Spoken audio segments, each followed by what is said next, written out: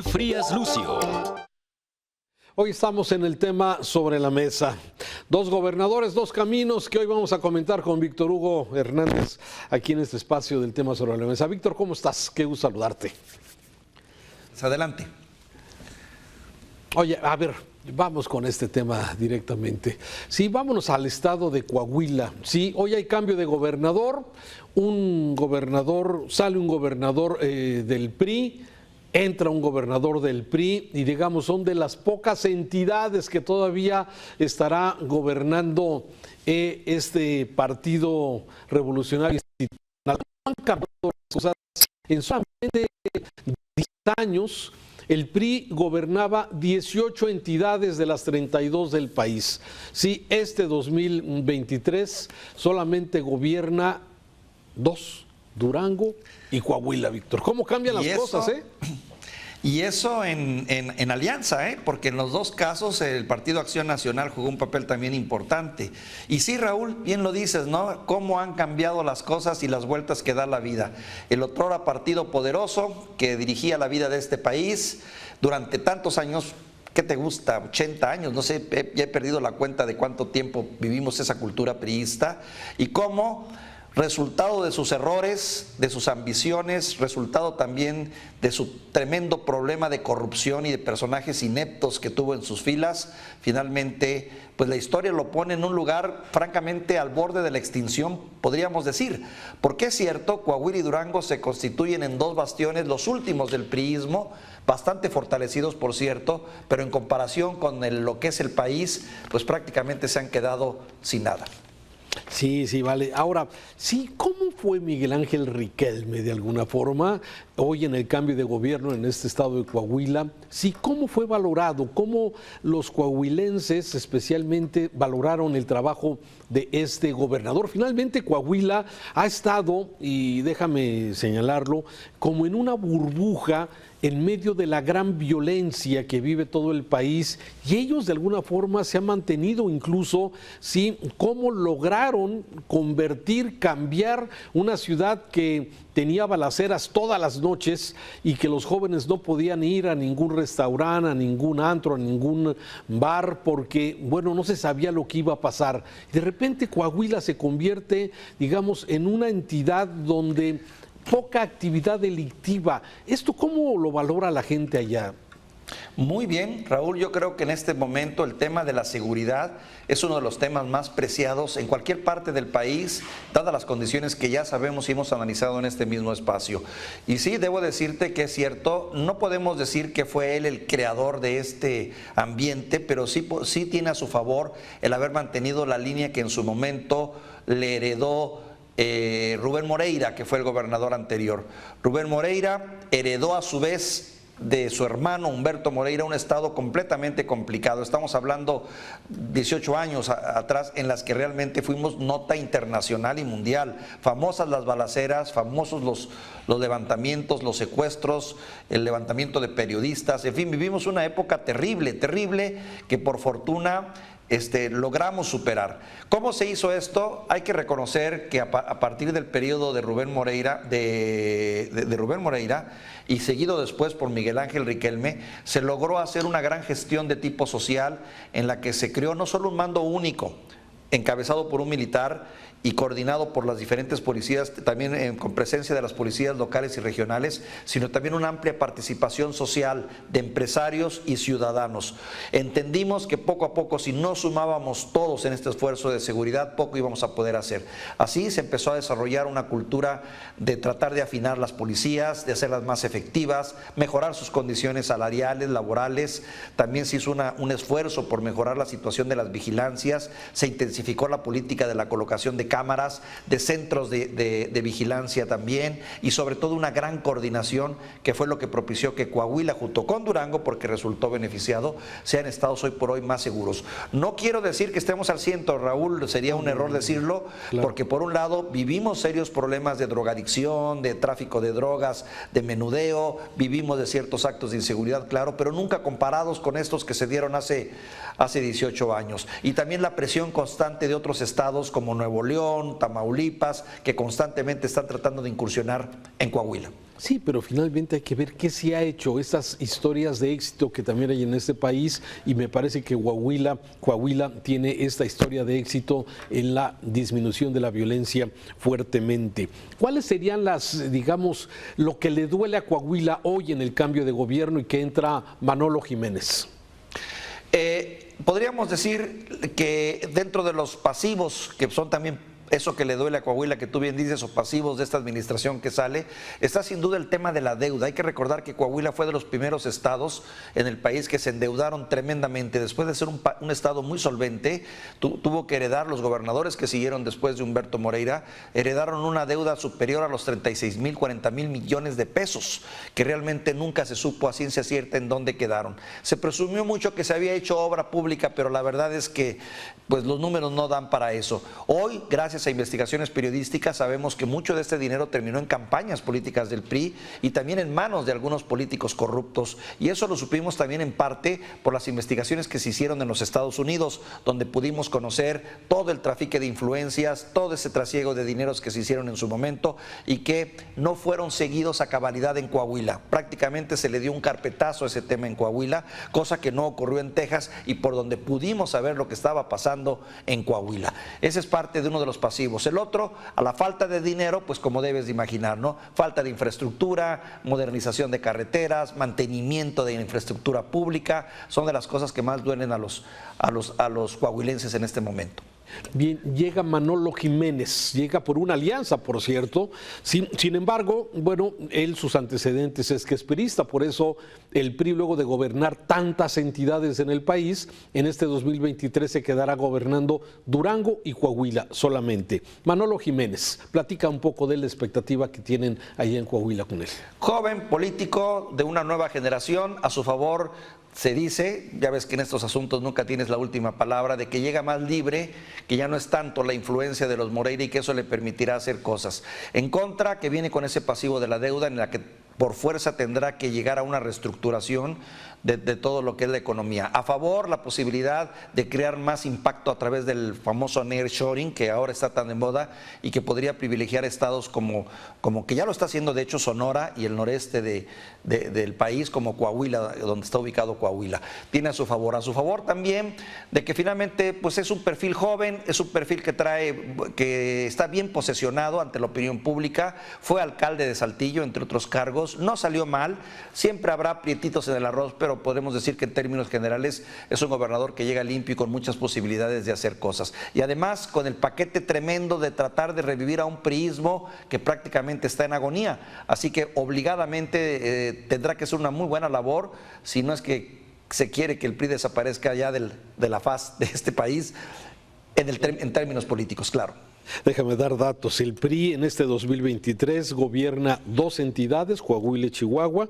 Sí, el PAN está gobernando 5 entidades. Sí, lo que es el Partido Verde, que está en alianza con Morena en San Luis Potosí, el estado de Morelos, que lo gobierna el PES, que está en alianza con Morena. Morena, 21 entidades, ningún partido en la historia había gobernado tantos estados en un momento dado, y Movimiento Ciudadano, pues ya no sé si es de MC2, Jalisco y Nuevo León, o ya no tomamos en cuenta Nuevo León, porque hoy ya hay un gobernador que han nombrado el PRIAN, y esto está generando una gran crisis pues de poder en el estado de Nuevo León, y tiene repercusiones nacionales, Víctor.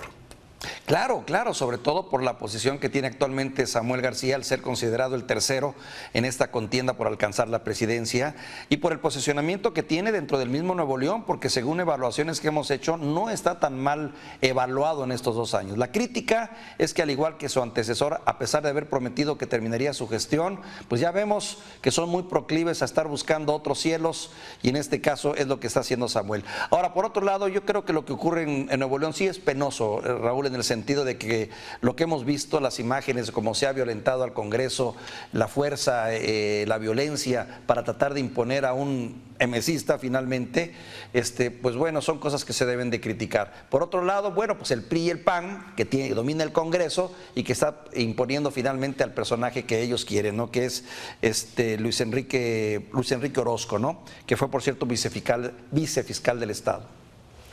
Ya el Congreso está reconociendo a este vicefiscal Enrique Orozco Suárez, ¿sí? Que básicamente es priista y que de alguna forma pues está siendo reconocido por el Congreso. A ver, es que todo está tan complejo y los políticos de hoy utilizan su popularidad y utilizan desde luego todo el tipo de argucias de carácter legal para tratar de hacer. Explicando un poco lo que ha venido sucediendo. Samuel García se pide una licencia por 30 días para irse como candidato a la presidencia de la República, ¿sí?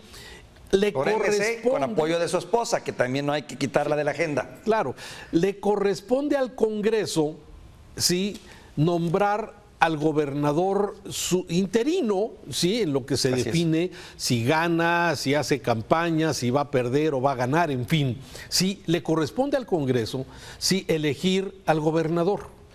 Pero Samuel García quería dejar a su secretario general de gobierno, porque así Javier Luis Navarro. El razonamiento de Samuel García, y a veces entra un poco esa lógica, ¿no? A ver, si ganó Samuel García con 780,000 votos que la gente le dio a Movimiento Ciudadano, a Samuel García, sí, Samuel García sí alega que el gobernador sustituto le corresponde a Movimiento Ciudadano.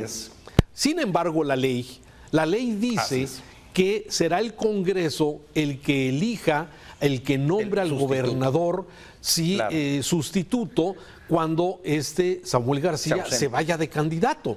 Entonces, ahí está exactamente el debate. Samuel argumenta y dice, es que la gente votó por Movimiento Ciudadano. Y el Congreso dice, es facultad del Congreso nombrar al gobernador. Y ahí viene esta trifulca donde ya no se sabe si fue un autogolpe, si fueron los del PRIAN, como han sido señalados, como si son esos 26 diputados del PRI, del PAN, alentados por Alito Moreno y por Marco Cortés, los que de alguna forma están tratando de obstruir el desarrollo de la campaña de Samuel García porque le quita votos o le quitaría votos, simpatías a la campaña de Xóchitl Gálvez y del Frente. A ver, es que son muchas cosas revueltas, Víctor. Y no es para menos, Raúl, estamos ante perdón que use la expresión, ante un botín muy jugoso, dada la importancia del estado de Nuevo León, sin duda, el estado empresarial más importante en el país y poderosamente con muchísimos recursos en su economía, con muchas posibilidades, con un crecimiento indudable, pues finalmente no es poca cosa, por un lado. Y por otro lado, también la gran lección de que nuestros políticos les gusta ser demócratas mientras la democracia no les toque los talones. Serán siempre demócratas y de mucha apertura mientras no se les toquen sus intereses. Porque aquí yo lo que veo es, para variar, Raúl, una política penosa donde cada quien interpreta la ley a su modo y la trata de imponer dependiendo su fuerza. Sí, pero a ver, ¿cuál es que estamos hablando de dos cosas? Lo que corresponde y lo que la ley dice. Y Samuel dice, estamos amparados. Sí, le corresponde al gobernador de Movimiento Ciudadano nombrar al sustituto, pero el Congreso dice que no. Entonces, a ver, si realmente el que la gente haya votado mayoritariamente por Samuel, ¿a él le correspondería dejar a un sucesor o no? Ese es el debate de fondo. Sí. En mi opinión muy personal, Raúl, finalmente los ciudadanos en Nuevo León se votó por Samuel, Primero por Samuel García y después por el partido tal vez. Pero no se vale ahora utilizar al partido y decir es que como fue el partido, tiene que ser el partido el que siga en el poder. Que podría ser, tiene cierto sentido, pero no está en la ley. No está en la ley. La ley debería decir en ese sentido, si el gobernador deja su cargo, lo asumirá otro bajo las mismas siglas. No lo dice. Dice, será el Congreso quien curiosamente, o como tú quieras ahora, pues es un Congreso que nunca ha estado con MC por ser priista y panista. Vaya situaciones que nos toca vivir, Raúl. Sí, o sea, en el Congreso entre el PRI y el PAN se hacen mayoría y de alguna forma, pues han hecho de alguna forma, le han complicado la vida a Samuel García en este sentido. Ahora, el tema tiene relevancia nacional por la otra parte. Sí, tiene relevancia nacional porque Samuel García de alguna forma sí representa una competencia directa a la campaña del Frente de Xóchitl. Y esto pues no gusta al PRI, no gusta al PAN, y quien está encantado de la vida debe ser desde Palacio Nacional nuestro presidente, que hasta hoy dice, es que están muy enojados con Samuel porque no se alió a la lucha contra la Cuarta Transformación. Fíjate qué ironía de las cosas. Pues Raúl, la verdad es que si nos atenemos a las percepciones sociales como ciudadano común y promedio, la impresión que te da es esa, que Samuel García más bien le está haciendo el favor a Morena, porque en teoría él representa mucho, podría jalar muchos adeptos que normalmente son de esa clase media o clase alta o mucho joven también, porque se mueve mucho en el ámbito de las redes sociales y eso finalmente le restaría votos a Xóchitl. De ahí la interpretación de que le está haciendo el favor a Andrés Manuel López Obrador. Por eso estos grupos, por ejemplo, digo, todos los grupos del PRI, del PAN y de quienes están apoyando a Xóchitl, lógicamente están tratando de que se le compliquen las cosas a Samuel para obligarlo a regresar a la gubernatura de Nuevo León y como ya está sucediendo, hoy el PRD ya presenta una denuncia ante el INE porque al regresar Samuel durante 3 días como gobernador, mientras estaba en la precampaña, ya hay un argumento legal para que le puedan anular la candidatura. ¿Cómo ves? Fíjate las cosas, bien decía Bismarck en ese sentido, ¿no? La política es tan sucia como las salchichas y si no te gusta cómo se hacen, no te metas a la cocina. En fin, interesante esto. Víctor, gracias por este tema sobre la mesa. Seguramente va a continuar, ¿eh? Ah, no, de que va a seguir, se va a poner. Ahora sí, lo malo de esto es lo bueno que se va a poner. Saludos, Raúl. Saludos, gracias.